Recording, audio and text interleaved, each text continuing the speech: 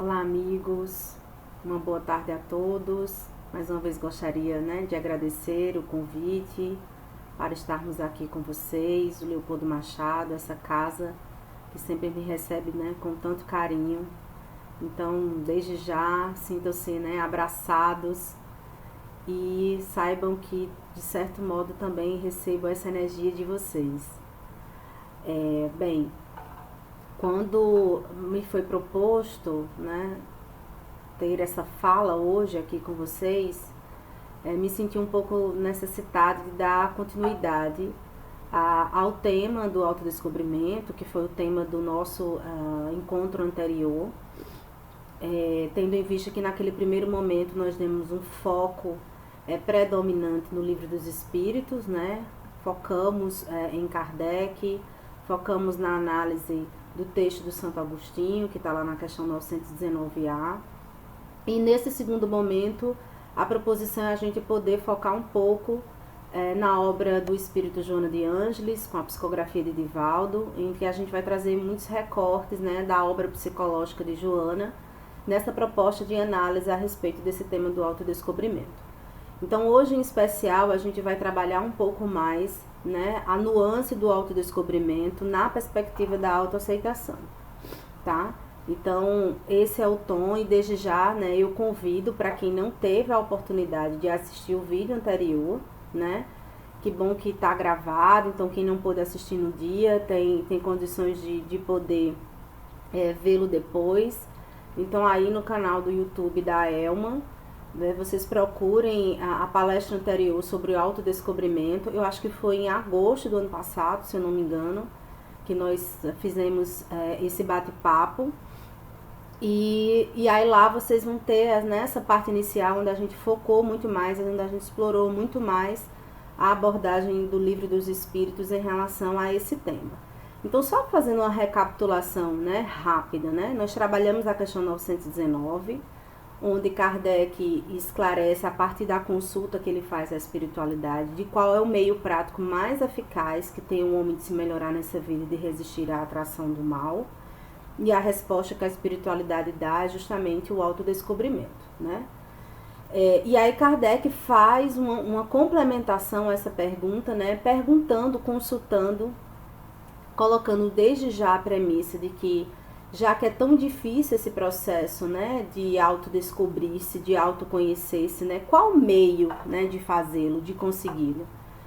E aí a resposta a essa questão 919A é um texto muito esclarecedor, um texto muito significativo do Santo Agostinho, nos dando uma espécie de dica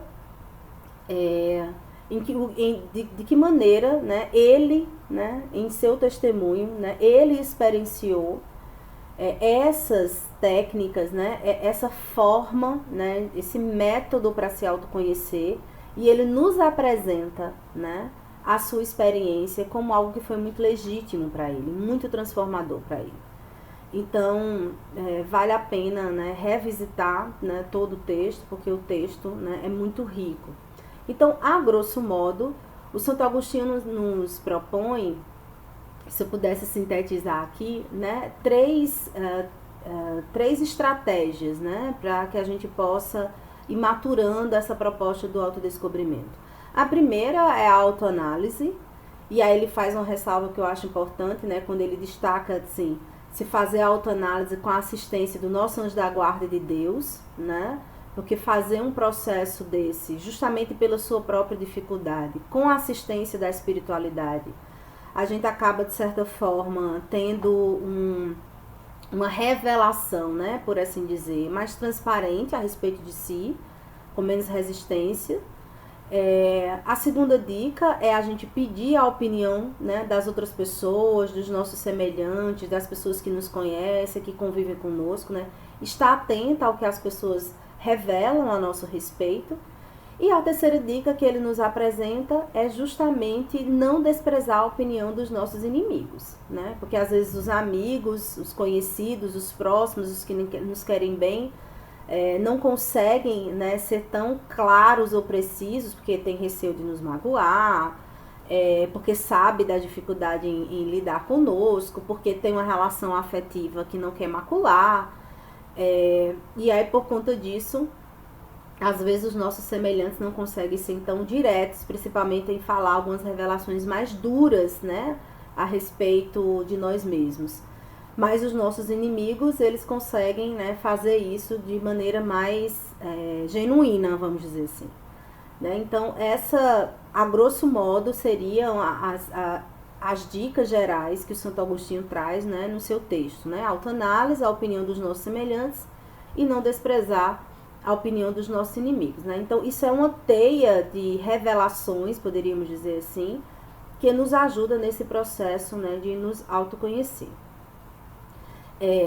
Então, assim, partindo, né, desse pressuposto ou desse indicativo, né, de estratégias, né, para nos autoconhecer, eu gostaria de trazer outras dicas, né, que eu não pude, né, explorar um pouco naquele momento, mas a gente vai, né, trabalhar um pouco mais hoje. Né, outras dicas do que a gente pode estar atento ou começar a investir a fim de compreender cada vez mais, né, a empreender, na realidade, cada vez mais as nossas autodescobertas.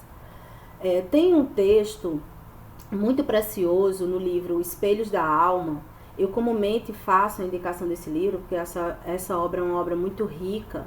Esse livro foi escrito por 4 autores em parceria com o espírito Joana de Ângeles, né?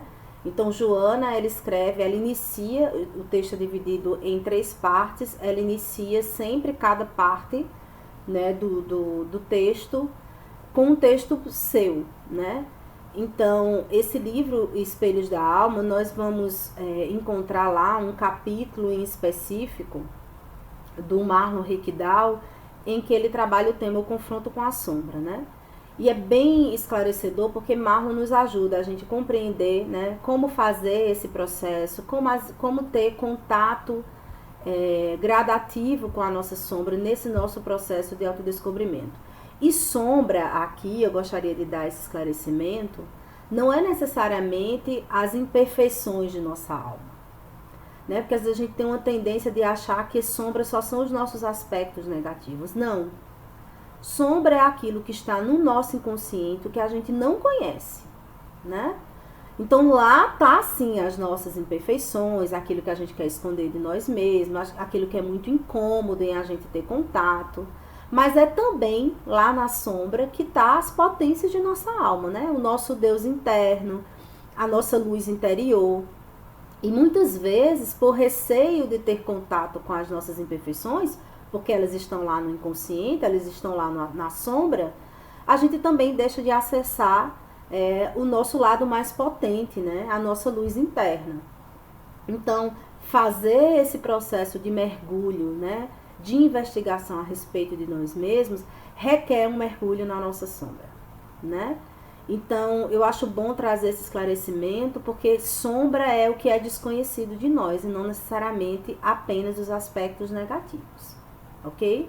Então, o Marlon, nesse texto, o Confronto com a Sombra, ele traz uma citação de uma psicanalista inglesa chamada Molly Tomb, em que ela vai dando algumas dicas, né, para nos ajudar nesse processo de identificação da nossa sombra, né?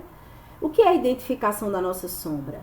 Quais são esses aspectos? Aí eu vou para tomar um pouco o termo de Kardec, para que a gente possa esclarecer. É a descoberta das nossas más tendências, por exemplo, né?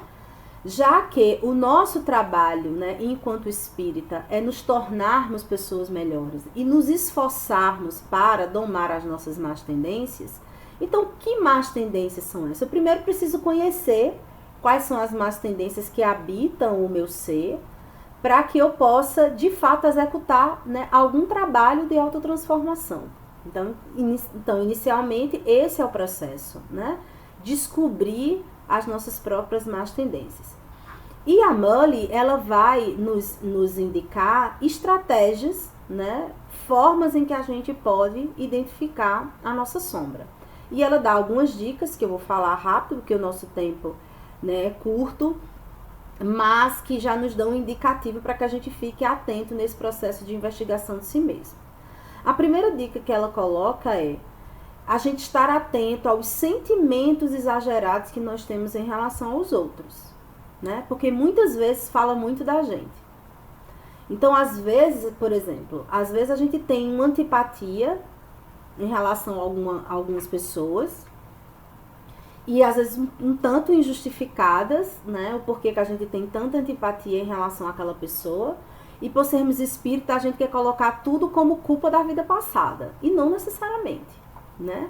Às vezes, a antipatia que a gente tem por aquela pessoa é porque ela pode revelar uma característica nossa que a gente não quer enxergar.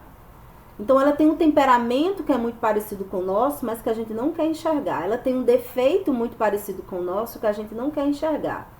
Então, a gente precisa estar atento, né? Toda pessoa em que a gente tenha esse sentimento, né, exagerado, o que é que ela tem que eu tenho e que não consigo enxergar em mim?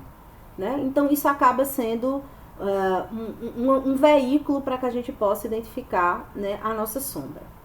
Um outro aspecto que ela indica para que a gente possa identificar é no feedback negativo daqueles que nos servem de espelhos. Né? E comumente, quem são as pessoas que nos servem de espelhos? Né? As pessoas da nossa mais íntima convivência. É bem comum que as pessoas do nosso convívio, né, familiar, as pessoas que nos são mais próximas, são pessoas que comumente nos servem de espelho. O que é servir de espelho? É alguém, né, que vai mostrar a nossa face. É alguém que vai nos revelar. E muitas vezes, quando essas pessoas nos apresentam feedback negativo, nos apresentam uma crítica, e olha como tem tudo a ver com a indicação lá do Santo Agostinho, né? Pedir a opinião dos vossos semelhantes. Então, muitas vezes a gente se incomoda com a crítica que a gente recebe. E se a gente se incomoda, gente, comumente esse conteúdo é nosso, né? Então, essa é uma outra dica. Uma outra observação, né, que a Molly traz é, nas interações em que continuamente exercemos o mesmo efeito perturbador sobre diversas pessoas diferentes, né? Eu, inclusive, comentei isso no vídeo anterior, né? Às vezes a gente recebe uma crítica, alguém aponta no nosso defeito em casa e a gente diz, não, é porque fulaninho é despeitado comigo, mas esse mesmo defeito é apontado por um colega de trabalho, que também é apontado por alguém do nosso ciclo de amizade, que é apontado por alguém que nos conhece na casa espírita, né? Então, assim, às vezes são pessoas diferentes, em contextos diferentes, nos trazendo um apontamento a respeito de nós mesmos, e a gente mesmo assim tem resistência em analisar essa questão. Então, estejamos atentos que a gente vai ser denunciado, vamos dizer assim, né? Entre aspas. Nós somos continuamente denunciados, né, pelas pessoas que nos conhecem. A quarta dica, nos nossos atos impulsivos e não intencionais, né? Então, muitas vezes a nossa sombra é revelada dessa maneira. Então, aquela expressão que a gente diz, olha, saí de mim, né? Ou fui possuído. Não necessariamente foi um obsessor que possuiu a gente, não. Às vezes somos nós mesmos que fomos possuídos pela nossa própria sombra. Então, também é bem importante, né, que a gente observe esses comportamentos, né, impulsivos, não intencionais, porque eles simplesmente revelam uma face nossa que a gente não quer enxergar, mas que nos pertence. Quinta dica, nas situações em que somos humilhados, né? Estarmos atentos ao que é nos revelado em situações em que nós somos humilhados. Nós sentimos o quê? Sentimento de inferioridade, nós ficamos com o ego ferido, nós crescemos para cima das pessoas, nós nos tornamos agressivos, violentos, né? Como é que nós nos comportamos, né? O que é que se apresenta em situações em que nós somos humilhados? E a sexta dica, na nossa raiva exagerada em relação aos erros alheios, né? Porque comumente, quando nós temos uma reação exagerada aos erros alheios, então é quando a gente mete a boca para falar de fulano, é quando a situação, o que fulano fez, a ação que fulano fez, o erro que fulano cometeu, a gente quer sair espalhando para Deus e o mundo. A gente fica num estado de excitação fora do normal. Então, toda raiva exagerada, ela denuncia algo que é nosso. E comumente, se eu me incomodo consideravelmente com o erro alheio, com o erro do outro, é porque, consequentemente, é muito provável que esse erro eu também assim o tenha, né? Talvez eu não tenha a mesma coragem de fazer publicamente como o outro fez, mas isso não quer dizer que isso, né, não exista dentro de mim, tá? Então, essas são, né, dicas gerais, né, que a Molly coloca nos ajudando a identificar, né, a nossa sombra. E aí, antes de passar mais especificamente para a Joana de Ângeles, eu gostaria de trazer um destaque também do Marlon, citado nesse capítulo, né, o Confronto com a Sombra, como eu já citei, em que ele traz uma ressalva que eu acho bem importante destacar, né? O Marlon nos diz que é imperativo afirmar que ninguém faz com que o outro enxergue a sua própria sombra. Então, como Joana bem colocou, o trabalho é intransferível. Só nós conseguimos enxergar a nossa própria sombra. Então, não adianta denunciar o outro, não adianta colocar o dedo, apontar o defeito. Se o outro não consegue enxergar a sua sombra, nós não o conseguimos fazer. Então, isso por si só, se a gente de fato, né, aprendesse, compreendesse com profundidade essa orientação, quantos problemas a gente evitaria nas nossas relações? Né? Porque a gente adora passar na cara, a gente adora esfregar o defeito do outro na cara, às vezes num processo de tanta violência, de tanto desrespeito, onde na realidade esse processo deveria se dar sempre num diálogo muito cordial e respeitoso, né? Então, se o outro não tem disponibilidade para se conhecer, né? Eu sempre digo, nem Jesus violenta isso. Jesus espera a nossa disponibilidade e a abertura de alma para que a verdade possa se revelar.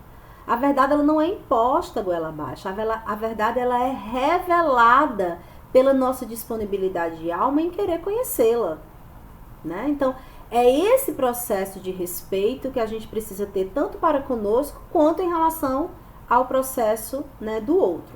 Então, acho sempre bom, né, esse destaque para que a gente possa nos organizar melhor, né, nas nossas relações.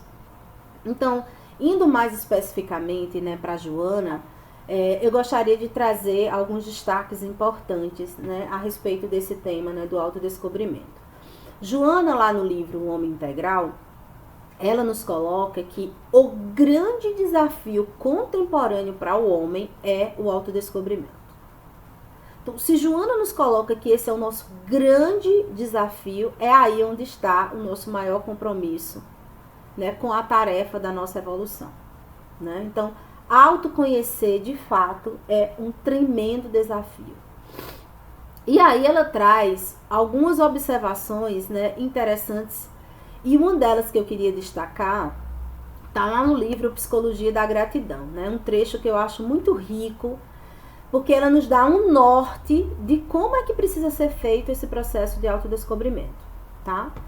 Ela diz o seguinte: todos aqueles que são portadores de sombra, e ressalva, e todos o são, todos aqueles que são portadores de sombra, e todos os são, então ela faz essa ressalva, todos nós temos sombra. Em vez de a compreenderem na condição de processo de crescimento, experimentam uma certa vergonha de constrangimento e procuram disfarçá-la. Então, Joana está nos revelando, né, qual é o mecanismo que comumente nós usamos na nossa autodescoberta, né? Quando a gente vai descobrindo a nossa sombra, o que comumente a gente experimenta é vergonha e constrangimento. E por sentir vergonha e constrangimento, o que é que a gente faz? Tenta disfarçar. Então, o primeiro chamamento que Joana nos faz é o seguinte: a gente precisa, né, conhecer e ter acesso à nossa sombra, entendendo-a na condição de processo de crescimento e não de constrangimento. Porque se eu, ao conhecer a minha sombra, eu me constranjo, me envergonho, me paraliso nisso, o que é que eu vou fazer? Vou reprimi-la. Então, um processo que dá tanto trabalho, que é se conhecer, Um processo que requer da gente tanta energia. Então, quando a gente finalmente faz esse movimento de se reconhecer, por conta de vergonha, o que é que a gente faz? Reprime novamente. Volta para o inconsciente. Trabalho perdido. Energia gasta e a gente não consegue empreender as transformações que são necessárias. E ela segue. Tal comportamento, o de disfarce da sombra, tal comportamento dá lugar a uma sociedade hipócrita, artificial, incapaz de procedimentos maduros e significativos que a todos beneficiem. Porque, gente, quanto mais eu conheço a minha sombra, quanto mais eu tenho acesso às minhas imperfeições, mais eu consigo compreender as imperfeições alheias.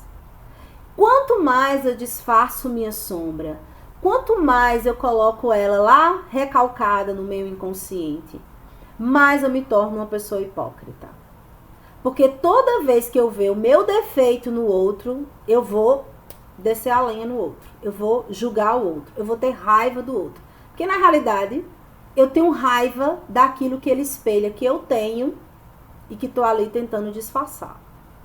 Então, quando ela diz que esse movimento, né, de a gente poder encarar o nosso autodescobrimento num processo maduro, né, consciente, em que a gente precisa olhar como uma proposta de crescimento, todos se beneficiam. Não apenas a gente, mas todos se beneficiam.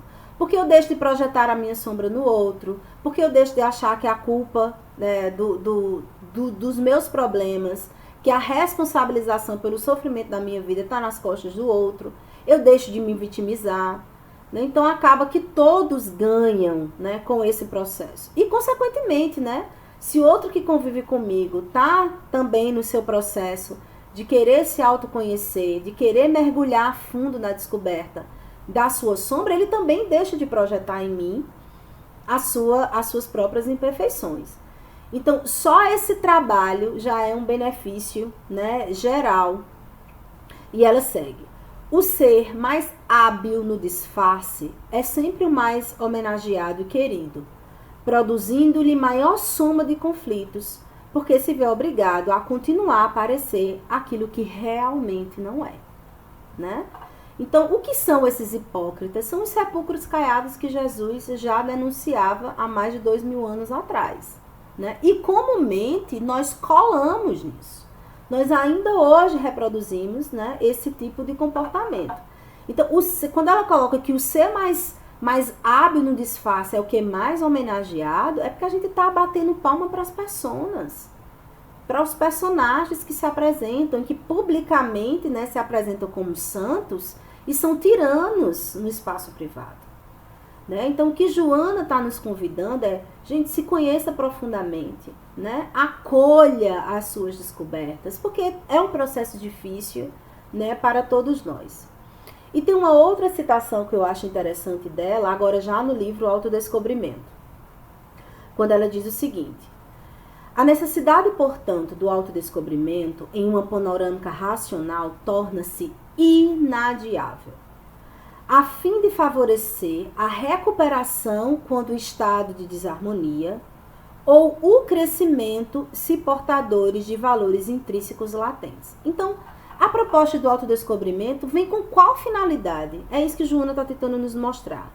A primeira finalidade é recuperarmos quando a gente está em desarmonia. Né? Então, a revelação da nossa sombra vai nos apontar os nossos conflitos internos, o que é que está desorganizado internamente. Então, quando eu tenho contato com isso, há uma possibilidade de eu conseguir me recuperar dessa desarmonia anterior, desse desajuste emocional e psicológico que a gente vivencia interiormente. Então, uma é recuperação da desarmonia e a outra, crescimento, né? Porque eu também preciso saber quais são os valores intrínsecos que estão latentes em minha alma. Então, uma é recuperar e outra é crescer. Então, sem autodescobrimento, a gente fica capengando em nosso processo de recuperação e no nosso processo de crescimento. Não é à toa que a espiritualidade coloca que é justamente o autodescobrimento o meio que nós temos de nos melhorarmos. Porque é a partir desse mergulho dentro de nós mesmos que a gente vai fazendo a descoberta do que é que precisa ser ajustado, do que é que precisa ser progredido, do que é que precisa ser recuperado, do que é que precisa ser rearranjado, né? E ela segue. Enquanto não se conscientize das próprias possibilidades, o indivíduo se atude em conflitos de natureza destrutiva. O autodescobrimento faculta-lhe identificar os limites e as dependências, as aspirações verdadeiras e as falsas, os embustes do ego e as imposturas da ilusão. E aí eu retomo, inclusive, uma fala que eu trouxe, né, anteriormente, assim. Porque às vezes o que a gente acha, né, que a gente está fazendo caridade, na maior parte das vezes esse movimento está sendo muito mais uma expressão do nosso orgulho e da nossa vaidade do que transformação interior. Então, assim, as aspirações que nos movem a fazer caridade são verdadeiras ou são falsas? Só o autodescobrimento é quem vai nos revelar, né? Além disso, vai nos indicar aonde estão os nossos limites. Ah, nisso daqui eu preciso me respeitar, né? Porque quando eu reconheço os meus limites, eu vou atrás de toda uma cadeia de proteção de como lidar com aquilo. Se eu sei, por exemplo, vou dar só um exemplo para ficar mais claro, né? Se eu sei que aquele temperamento de fulano, né, é algo que mexe muito comigo, né? Então, assim, eu preciso me preparar minimamente quando eu sei que eu vou ter, sei lá, uma reunião com fulano na casa espírita, né? Então, justamente por reconhecer que aquela situação me traz desequilíbrio, aquela situação mexe com conteúdos íntimos meus, eu preciso me preparar para poder lidar com aquela situação. Então, eu sempre digo, né? Antes de uma reunião dessa, ir toda trabalhada no Evangelho, trabalhar as nossas energias, prestar atenção nas nossas sensações, entender o que é que o nosso mundo íntimo está denunciando, né? Diante dessas afetações, desses sentimentos que vêm, para eu poder ter melhor condição de lidar com isso, né? Então, isso não é querer botar uma carcaça de boa moça. Isso é entendendo os meus limites, saber lidar da melhor forma possível, porque é justamente porque eu sei que eu sou desequilibrada que eu preciso encontrar estratégias mínimas para lidar com situações que eu sei que vão me afetar, né? Então, isso é autocuidado comigo e autocuidado com o outro, que não precisa ser depositório do meu lixo emocional. Porque às vezes o outro não tem implicação, não tem implicância comigo, às vezes até gosta de mim, mas ele faz com que cutuque dentro de mim um conteúdo meu muito mal resolvido, né? Então eu preciso, quando eu me conheço, eu também sei, né, onde me cuidar, porque eu vou reconhecendo aonde é que são os meus pontos de vulnerabilidade, aonde são os meus pontos de dependência, aonde é que eu caio fácil, né? Por exemplo, se eu identifico um complexo de inferioridade, né, uma carência tremenda, né? Quando fulaninho não fala comigo, porque, por exemplo, sei lá, ele nem me viu. Ele chegou lá na casa espírita e nem me viu, né? E eu já tô, eita, fulaninho não gosta de mim. Ah, fulaninho é despeitado comigo. Eita, eu acho que fulaninho tá falando mal de mim, né? Então, quando eu começo a perceber, né, todas essas fantasias rodando, eu digo, opa, Rafaela, presta atenção, né? Talvez esse seja o seu complexo de inferioridade que está aí alterando as suas percepções a respeito da pessoa. Talvez a pessoa simplesmente tenha entrado e não lhe viu, somente não lhe viu, né? Então, quanto mais eu vou fazendo um mapeamento a respeito dos meus conteúdos internos, mais eu vou tendo condições de negociar, né, com as minhas percepções, conversar comigo mesma para poder apaziguar toda essa confusão que habita, né, dentro de minha alma. Bem, gente, como o nosso tempo, né, já foi, né, vamos dizer assim, talvez num segundo momento a gente dê um enfoque maior para o tema da autoaceitação. Então, eu vou deixar aqui, na realidade, né, dois direcionamentos que talvez em outro momento a gente se aprofunde, né, um pouco mais. Como Joana disse que a gente precisa acolher e compreender a nossa sombra como um processo de crescimento, então quais são os caminhos que a gente vai travando a respeito disso, né? Então a autoaceitação é o processo básico para que a gente possa empreender qualquer tipo de transformação moral em nossas almas. Porque se eu não aceito minha sombra, eu vou reprimi-la. Se eu reprimo, eu viro um hipócrita. E se ela está escondida, eu não tenho condições alguma de saber qual é o trabalho interno que precisa ser feito, né? Então, a autoaceitação é o caminho básico para que a gente possa, de fato, trabalhar os nossos conteúdos internos. Então, eu preciso aceitar, de fato, quem eu sou para conseguir me aprimorar e trabalhar os conteúdos internos que precisam ser devidamente cuidados. Então, o primeiro passo é começarmos de onde estamos. Então, assim, sem culpa e, ao mesmo tempo, sem pacto com a inferioridade. Tá? Então, essa é uma observação importante que eu queria destacar. Porque não é porque, por exemplo, eu sei que eu sou uma pessoa egoísta, eu sei que eu sou uma pessoa vaidosa, eu sei que eu sou uma pessoa mesquinha. Não é porque eu estou aqui identificando os meus defeitos que eu vou ser conivente com eles. São duas coisas completamente diferentes. É muito mais na perspectiva de que eu preciso me reconhecer como uma pessoa muito vaidosa ou muito orgulhosa para saber identificar aonde é que esse orgulho afeta na condução da minha vida. Então não é identificar o meu orgulho para engoli-lo e dizer assim, volta de novo, desfaça, você não é mais assim. Não, é para conseguir identificar como ele, porque ele vai se expressar. A diferença é que quando o nosso orgulho se expressa de maneira inconsciente, a gente projeta botar a culpa no outro. A gente não consegue enxergar o estrago que a gente faz nas nossas vidas e na vida das outras pessoas, né? Mas ele não vai deixar de se expressar só porque eu tô lá disfarçando ele. Ele vai continuar existindo. Então, a proposta do autodescobrimento é traz ele de trás e bota ele na luz, assim. Coloca ele no teu lado para você ficar atento a aonde é que ele se manifesta, por que ele se manifesta. Porque nós não temos as nossas imperfeições gratuitamente. Nós nos tornamos quem nós somos hoje por conta de toda a nossa trajetória como espírito, né? Muitas vezes, uma alma que está expressando hoje um complexo de superioridade, de querer ser maior do que todo mundo, às vezes é uma alma que foi tão destruída egoicamente, que colocou na soberbia a proteção, né? Então, não dá pra gente ficar numa análise superficial de um defeito. Eita, é feio ser assim, ou é bonito ser assado, né? A gente precisa se entender com uma maneira muito mais profunda. Então, não é complacência, é compreensão profunda a respeito de si. Porque é a partir do conhecimento e da aceitação de quem realmente eu sou, que aí eu vou dizer, opa, bora prestar atenção nisso, bora ficar atento àquilo. E aí eu vou tendo melhor condições, de maneira mais racional e consciente, a fazer o meu trabalho, né, de transformação.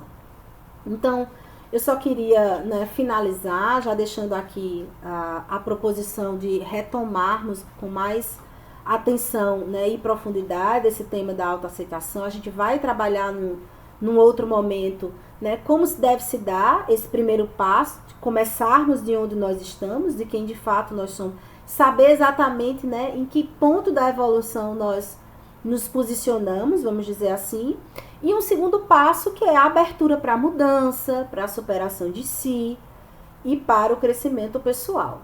Então, já vou deixando aqui que no segundo momento vou combinar com o pessoal do Leopoldo para a gente poder, né, ter um tempo para desdobrar um pouco mais a respeito do tema da autoaceitação, tá?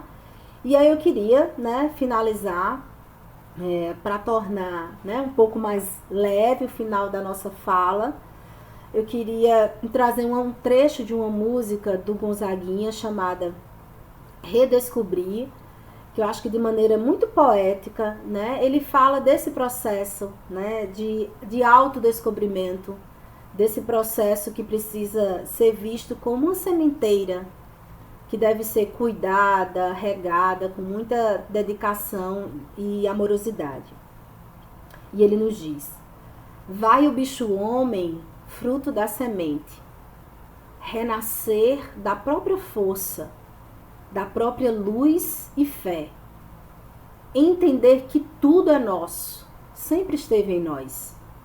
Somos a semente, ato, mente e voz. Não tenha medo, meu menino povo, tudo principia na própria pessoa. Vai como a criança que não teme o tempo. Amor, se fazer, é tão prazer que é como se fosse dor. Então, é nesse processo, né, em que tem muita dor, mas que também tem muito amor, que a gente vai abraçando essa jornada desafiadora, que é o nosso autodescobrimento e o empreendimento para a nossa transformação moral. Muita paz a todos, muita luz e que Jesus nos abençoe hoje e sempre.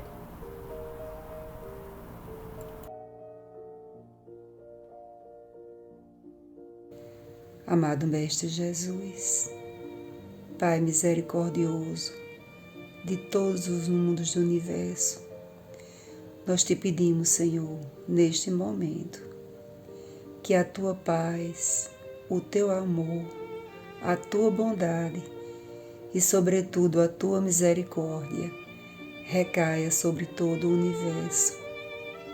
Que nesse momento, Senhor, os espíritos de luz, comandados pelos altos escalões, por vós destinados, possam chegar em cada lar e dar a cada ser humano aquilo que ele necessita para a sua sobrevivência do espírito, para a sua credulidade, para o amor e para que a sua fé seja aumentada. Te pedimos, Senhor, te rogamos, que o amor seja derramado por todos aqueles que têm fé, para que essa fé, aumentada 1000 vezes, alcance todas as pessoas. Mas te pedimos também por aqueles que perderam suas fés, por aquelas pessoas que se sentem derrotadas, sem amor, sem misericórdia. Abraça todas elas, Senhor. Nós te pedimos em nome do teu Filho, Jesus Cristo, que deu a vida por todos nós e que ao morrer naquela terrível cruz, sabendo da nossa fragilidade, ainda nos perdoou. E assim pedimos teu perdão, tua paz e tua luz sobre todos nós, hoje e sempre. Que assim seja.